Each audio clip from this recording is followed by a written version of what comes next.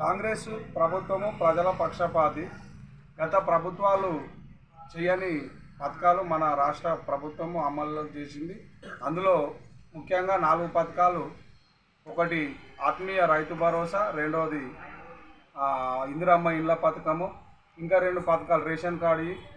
మా ఊర్లో ముఖ్యంగా మొన్న పైలట్ గ్రామంగా గుర్తించి ఎమ్మెల్యే రోహిత్ రావు గారు, మన రాష్ట్ర స్థాయి పిసిసి సెక్రటరీ గారు సుప్రభాతరావు గారు మా గ్రామాన్ని సందర్శించి రేషన్ కార్డులతో సహా మా గ్రామానికి అన్ని విధాల మంచి సహాయం అందజేసారు. ఇంకా గ్రామాన్ని కూడా అభివృద్ధికి ముందుకు నడిపిస్తామని మాట ఇవ్వడం జరిగింది. మరి ఇటువంటి పథకాలు పెట్టి మా గ్రామంను అభివృద్ధి చేస్తున్నందుకు మరి నాయకులకు, మరి రాష్ట్ర ముఖ్యమంత్రికి కూడా కృతజ్ఞతలు తెలుపుతూ మేము హర్షం వ్యక్తం చేస్తున్నాము. మా నాయకులు మేమందరం కూడా మా గ్రామాన్ని మేము అభివృద్ధి చేసుకుంటామని, ఇంకా కూడా మేము రాష్ట్ర ప్రభుత్వానికి సహకరిస్తాము. జిల్లా స్థాయిగా, రాష్ట్ర స్థాయిగా మేము ముందంజలో ఉండాలని, మా గ్రామం ఇంకా అభివృద్ధిలో నడవాలని మేము కోరుకుంటూ మరి సెలవు తీసుకుంటున్నాం.